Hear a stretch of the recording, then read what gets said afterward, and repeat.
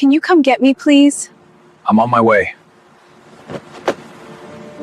Linda Smith sat on a concrete parking barrier outside the Grandview estate, mascara streaking her brown cheeks in rivers of black and silver. String lights glowed through the venue's floor-to-ceiling windows, and laughter, her sister's laughter, her mother's laughter, everyone's laughter but hers, echoed faintly into the humid Houston night. Her emerald bridesmaid dress dug into her ribs. Of course it did. Rochelle had ordered it 2 sizes too small, as motivation. The seams had been straining all day, a constant physical reminder that she didn't fit. Not in the dress, not in the family photos, not anywhere that mattered. Inside, the reception pulsed with joy she wasn't allowed to share. Linda stared at her phone, at a contact name that had become her lifeline over the past 6 months, BS. Her thumb hovered over the call button. Pride warred with desperation, with the bone-deep exhaustion of trying to earn love from people who only saw her as useful when she was serving them. She pressed call. 1 ring. Linda. His voice, deep, accented, concerned, cut through her spiraling thoughts like a blade through silk. Bong So, her voice cracked, broke on his name. Can you come get me? Get me, please? Silence stretched between them, heavy with everything unsaid. Then low and dangerous.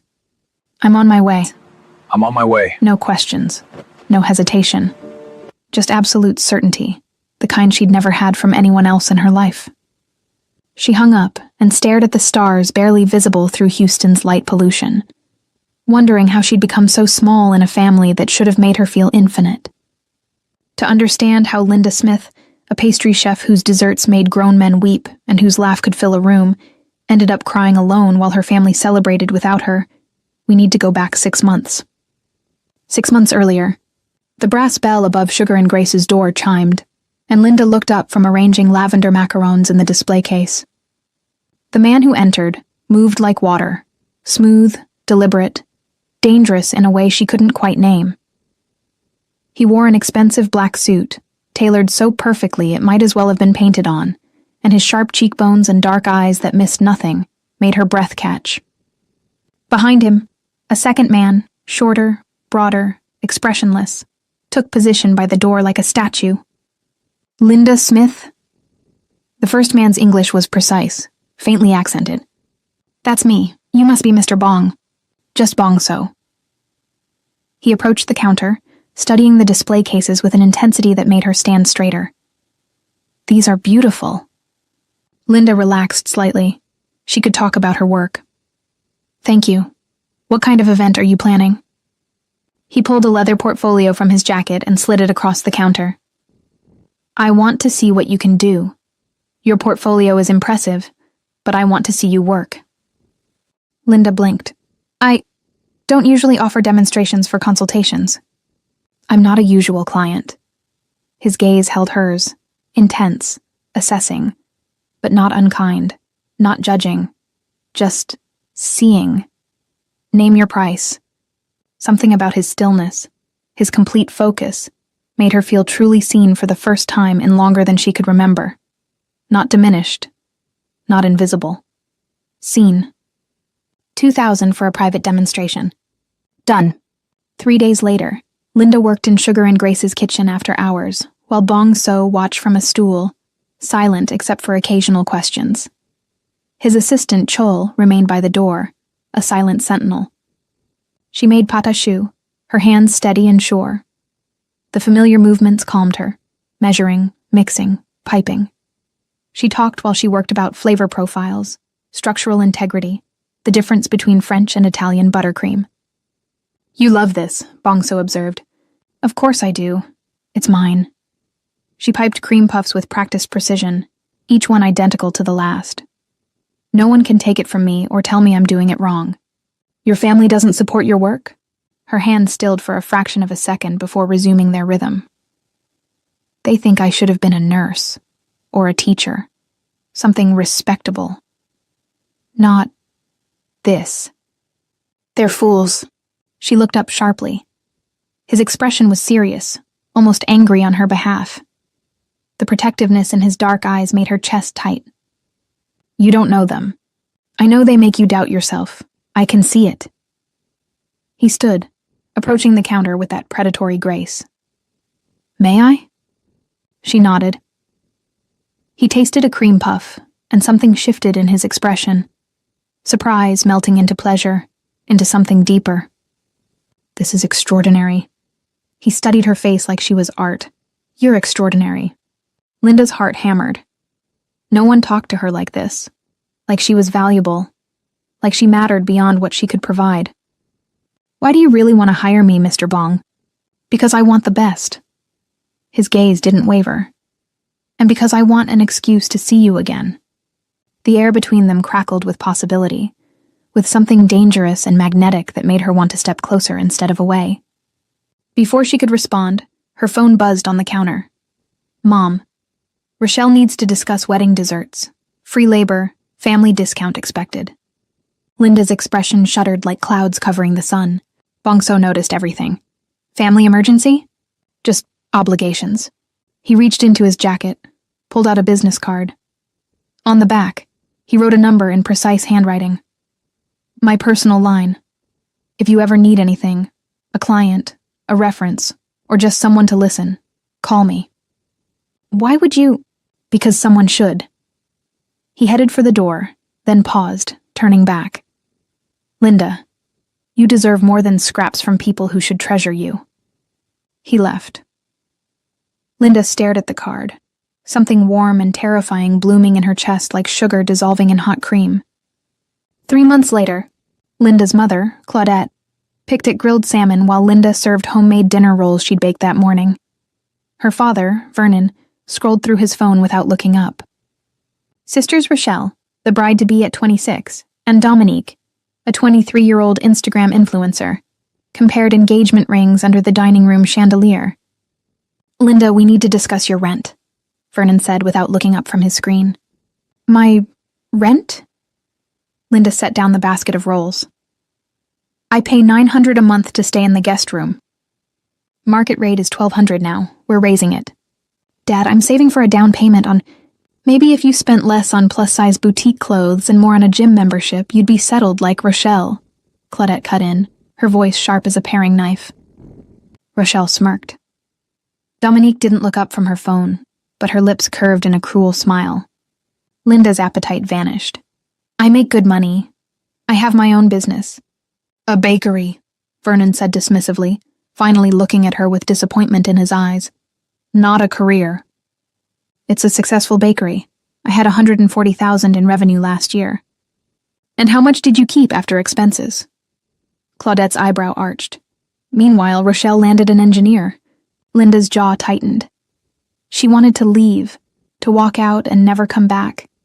But where would she go with Houston rent prices climbing every month and her savings depleted from helping pay for Dominique's car repairs, Vernon's medical bills, the endless stream of family emergencies that were always her responsibility?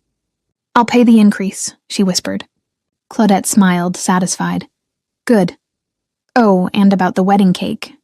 We'd like you to make Rochelle's wedding cake," Claudette announced 10 minutes later. 5 tiers, serves 250. "We've seen your work, that gold leaf thing you do." Linda's heart sank into her stomach. "Mom, that would cost $3,500 minimum. The labor alone." "We're family," Rochelle said, finally looking directly at her. "You can't charge us full price." "I'm not charging you full price. I'm charging cost of materials, my time and skill." "Are you seriously trying to profit off your sister's wedding?" Dominique finally joined in, eyes wide with performed shock perfect for her Instagram stories. Vernon's expression hardened. "Linda, family helps family." "I do help. I pay rent. I paid for Dominique's car insurance for 6 months. I covered your medications when insurance denied—" "This is different," Claudette interrupted.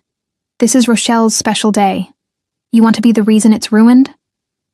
The guilt landed like a physical blow, practiced and precise after 28 years. Linda had spent her entire life trying to earn their love, trying to be good enough, small enough, quiet enough, useful enough to matter. What were you thinking for design?" she asked, defeat heavy in her voice. Rochelle's smile was triumphant. "I'll send you the Pinterest board." 3 weeks later, midnight.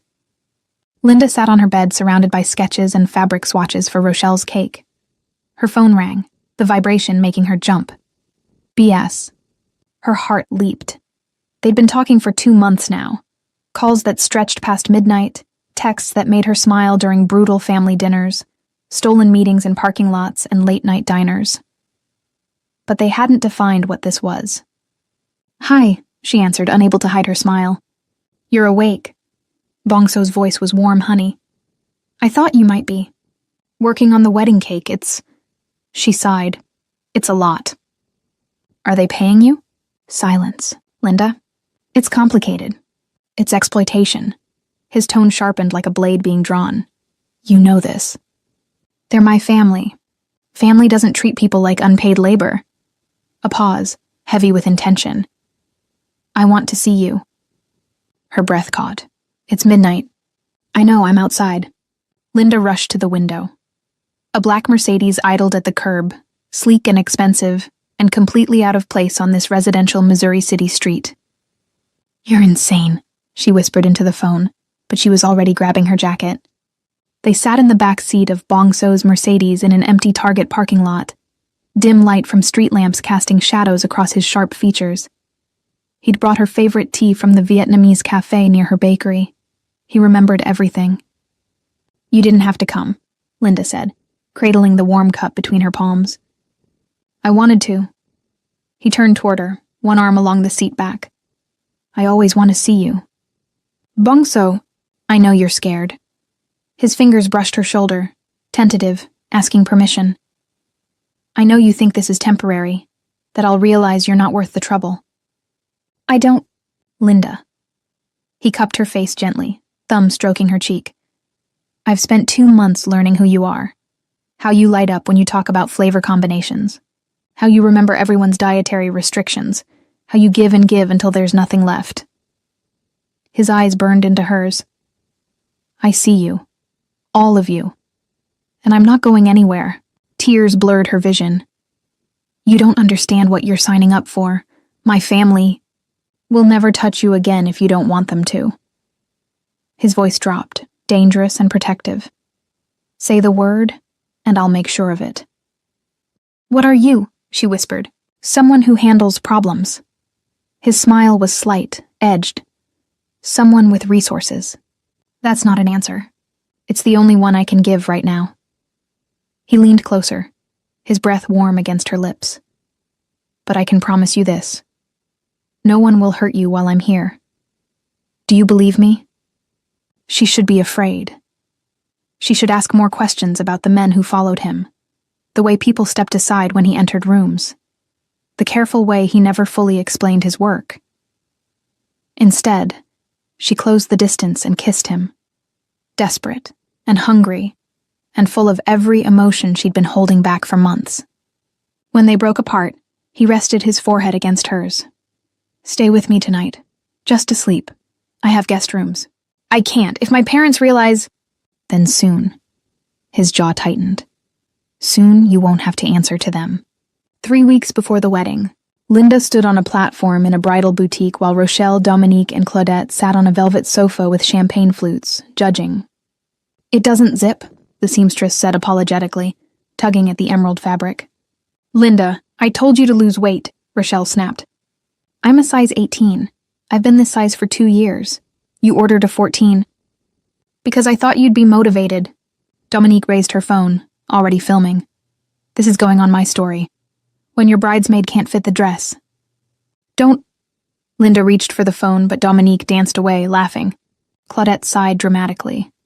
"Linda, sweetheart, this is embarrassing for everyone. Can't you just try harder?" The seamstress cleared her throat. "I can let out the seams, add panels." "No," Rochelle said flatly. "It'll look cheap in photos. Linda, you'll just have to make it work." Linda changed in the bathroom, hands shaking so badly she could barely work the zipper. She texted Bongso, "Do you ever feel like you're drowning and everyone's just watching?" His response was immediate. "Every day before I built my own life. You'll build yours too. I'll help." "How? Trust me." 2 days before the wedding. Linda worked through the night in Sugar and Grace's kitchen, assembling 5 tiers of champagne cake with raspberry filling. She covered each tear in fondant she'd hand-marbled to look like real marble, a technique that had taken years to perfect. Sugar flowers she'd spent 40 hours crafting adorned each tear. Peonies and roses and ranunculus so realistic they looked plucked from a garden. It was breathtaking. It was worth $4,500. Rochelle arrived at 7 a.m. with Dominique, took 12 photos from different angles without asking permission, then said, "Cute, make sure it arrives on time." Not, "Thank you." Not, "This is beautiful." Not even acknowledgement of the artistry, the hours, the love Linda had poured into creating something perfect. Just logistics. After they left, Linda sat on the kitchen floor and cried. Her phone rang. Bongso. "I'm picking you up in an hour," he said without preamble. "I can't. I have to deliver." "Chol will handle it. I'm taking you somewhere." "Where?" "Somewhere you can breathe." The wedding day. Linda arrived at the Grandview estate at 6 a.m. with the cake secured in her van. A coordinator directed her to the service entrance. Vendors used the side door. "I'm the sister of the bride." "Oh." The woman's smile didn't reach her eyes. "Well, the bridal party is doing photos. You can wait in the hallway." Through the door, Linda heard laughter, popping champagne, squeals of joy. Rochelle's voice. "Get a shot of all of us with the mimosas." Linda wasn't invited in. She texted Bongso. "This was a mistake. I shouldn't have come." "Do you want me there?" "Not yet. I need to see this through. I'm 10 minutes away. Call me the second you need me." During the ceremony, Linda sat in the third row, not the first where family belonged. A cousin she hadn't seen in 5 years occupied the front row. Her parents sat front and center, Vernon walking Rochelle down the aisle with pride glowing on his face. Pride he'd never shown for Linda's accomplishments. During the reception entrance, the DJ's voice boomed. "Parents of the bride, Vernon and Claudette Smith." Applause. "Maid of honor, Dominique Smith." Cheers. And bridesmaid, Mia Jefferson. Linda wasn't announced. She'd been erased, edited out like a mistake. The coordinator shrugged when Linda asked. "Sorry, hun, must have been left off the list." Vernon gave a speech about how proud he was of Rochelle. Claudette talked about watching her daughter become a beautiful woman, about how blessed they were. Dominique's maid of honor speech included 12 inside jokes and 20 photos projected on screens, none including Linda. The groom's brother mentioned Rochelle's amazing family, and gestured to the head table where Linda's seat remained conspicuously empty. Linda sat at table 14 with distant relatives and her cousins plus ones who didn't know her name. The cake was displayed prominently, spotlit, perfect. No one mentioned who made it. Linda's phone buzzed. "Bongso, how are you holding up?" "I'm fine." "Linda, I'm at table 14. They put me with strangers." "Say the word." "Not yet." She needed them to see what they'd done. She needed herself to see it clearly, to stop making excuses, to finally understand that she would never be enough for people who didn't want to see her value. After the cake cutting, Rochelle and her groom feeding each other Linda's artistry without a single word of acknowledgement, the photographer called for family photos. "Smith family, let's gather." Linda started toward them. Claudette's hand shot out, gripping her wrist hard enough to bruise. "Not you," she hissed. Linda froze. "What?" "These are going on the website, social media. We need cohesive photos." Understanding crashed over her like ice water. "I'm your daughter."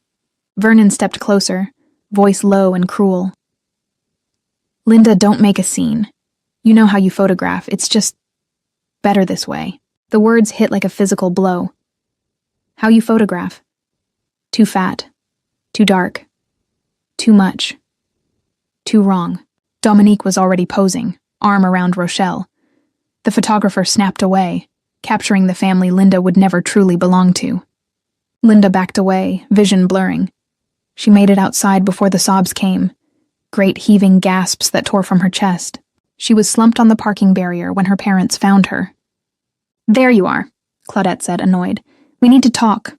Vernon stood with arms crossed. "We're selling the house. You have 30 days to find a new place." Linda's head snapped up. "What?" "We're downsizing, moving to a condo. There's no room for you." You're evicting me? Now? At Rochelle's wedding?" "We're telling you now so you have time to plan," Claudette said reasonably. As if this was normal. As if they hadn't just destroyed her in front of 200 people. You're 28, Linda. You should have moved out years ago. I stayed because you asked me to. You said you needed help with bills. And we appreciated it. But it's time. Vernon's expression hardened. If you'd taken care of yourself, lost weight, found a real job, made yourself marriageable, maybe you'd have your own place by now. But you're still making cupcakes and wearing XXL dresses. I'm a size 18. I own a business. I had $140,000 in revenue.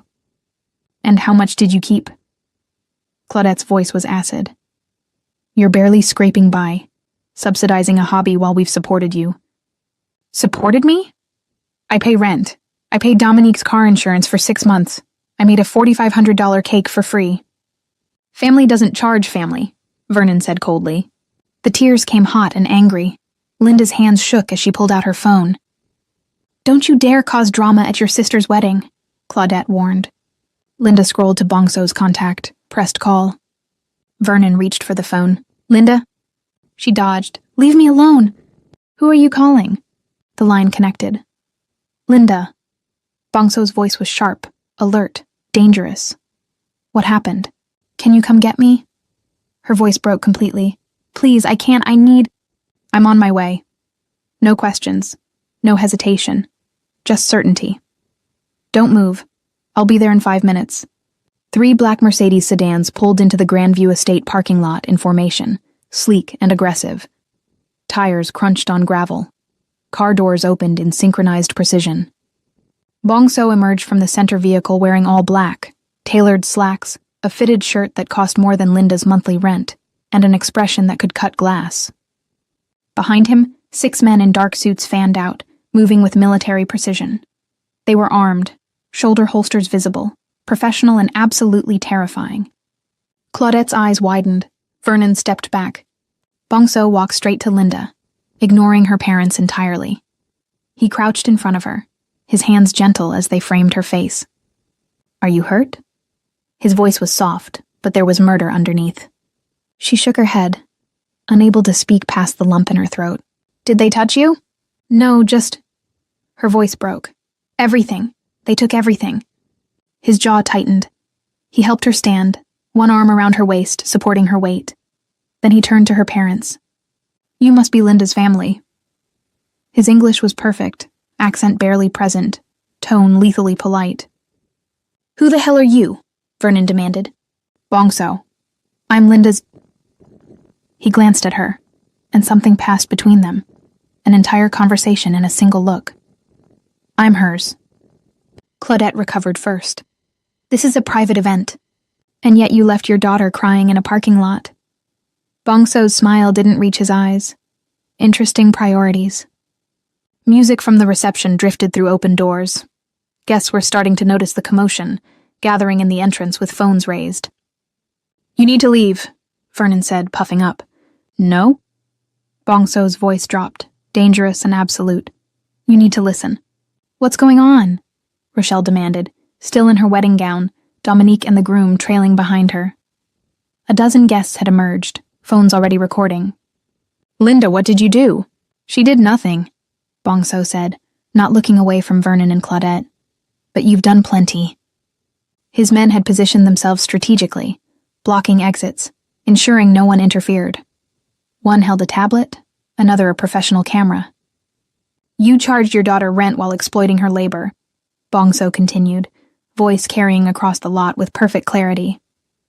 You demanded a $4,500 wedding cake for free. You excluded her from family photos because of her body. You evicted her at her sister's wedding. Gasps rippled through the gathered crowd. Rochelle's face paled. That's family business, Claudette started. It's abuse, Bongso interrupted. And you did it publicly, at a wedding with 200 guests. So let's make this public too.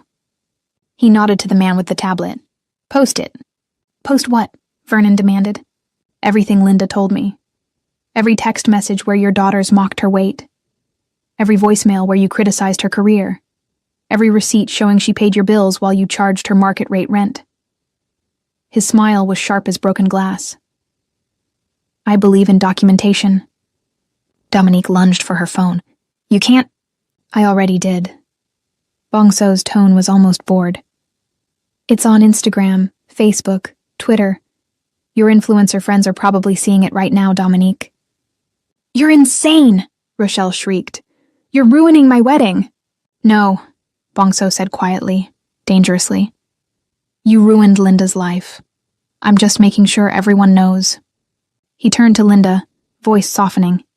You don't owe them anything. Not explanations, not labor, not love, do you understand? Linda looked at her family, at her mother's horror, her father's rage, her sister's panic, at the guests filming on their phones, at the reality she'd spent 28 years denying finally crystallizing into truth. And she found her voice. I'm done, she said, clear and strong despite her tears. I'm done trying to earn love from people who only see me as useful when I'm serving them. I'm done shrinking myself to make you comfortable. I'm done apologizing for taking up space. Linda, Claudette reached for her. No. Linda stepped back into Bongso's solid warmth. You told me I wasn't good enough to be in family photos. You're right. I'm not good enough for this family. But that's not my failure. It's yours. She looked at Rochelle. Your cake was beautiful. I hope you enjoyed it. That's the last thing I'll ever make for you. To Dominique, delete my number. To her parents, I'll be out of the house in 3 days. You'll never have to be embarrassed by me again. Vernon's face purpled. If you leave with this man, then I leave, Linda said simply, and I'll finally be free. Bongso guided Linda toward the center Mercedes. One of his men opened the door, a soldier's precision in the gesture. Before she got in, Linda turned back one last time. Her family stood in a tight cluster, surrounded by shocked guests and glowing phone screens. Rochelle was crying angry tears. Claudette looked devastated. Not because she'd hurt Linda, but because she'd been exposed. Vernon was already arguing with someone, trying to do damage control. They looked small, powerless, human. For the first time in Linda's life, she didn't feel sorry for them. Ready? Bongso asked softly. She nodded. The car was luxury incarnate. Leather seats, ambient lighting, complete silence once the door closed. The world outside became muffled, distant, irrelevant. Bongso didn't speak. He took her hand, thumb stroking circles on her palm, and let her process. As they pulled away from the Grandview estate, Linda watched her family shrink in the rearview mirror until they disappeared entirely. Where are we going? She finally asked. My place, unless you want to go somewhere else. No. She squeezed his hand. Your place is perfect. He lifted her hand to his lips, kissed her knuckles. You were so brave. I was terrified. Bravery isn't the absence of fear. It's acting despite it. He met her eyes. You're free now, Linda. No more conditional love. No more earning what should have been freely given. The tears came again, but different this time. Cleaner. Releasing decades of toxic weight. Thank you, she whispered. Always, he promised. I'll always come get you. 3 weeks later, Linda woke in Egyptian cotton sheets, sunlight streaming through floor-to-ceiling windows overlooking Houston's skyline. The bedroom was twice the size of her old room, and the closet was full of clothes in her actual size. Beautiful clothes. Expensive clothes. Clothes Bongso had commissioned from designers who specialized in plus-size luxury. She padded to the kitchen in silk pajamas and found Bongso making coffee, shirtless, dangerous tattoos visible across his shoulders and back. Morning, he said, smiling soft in a way he only did for her. On the counter sat a magazine. Houston Eats. Linda's face graced the cover alongside her viral blackberry lavender tart. The headline read, Sugar and Grace, the pastry chef breaking barriers and building an empire. Her phone, new number, only contacts she'd chosen, sat silent. She'd blocked her family the day after the wedding. They'd tried to reach her through social media, accounts now private. Through the bakery, Chul handled all screening. Through mutual friends, who'd been politely told to mind their business. She felt lighter than she had in her entire life. You okay? Bongso asked, sliding coffee across the counter. Linda picked up the magazine, studied her own smile, genuine for the first time in years. Yeah, she said, and meant it with her entire soul. I really am. He walked around the counter, pulled her into his arms. Good, because I'm taking you to meet my family next week. Her heart skipped. Your family? My real family. Not blood. The people I chose. He kissed her forehead. They'll love you. How could they not? Linda melted into him, finally understanding the difference between being tolerated and being treasured, between earning love and receiving it freely, between surviving and actually living. This was what love felt like. Unconditional, safe, chosen. She was never going back. If this story hit home, if it reminded you that you can leave people who diminish you, that the right person will love you without conditions, then subscribe and turn on notifications. Because I'll keep telling stories where women, irrespective of body size or color, are cherished, protected, and loved fiercely. Stories where they don't have to earn what should be freely given. Drop a comment. Would you have made that call? Or would you have kept sacrificing yourself for people who never valued you? Let's discuss.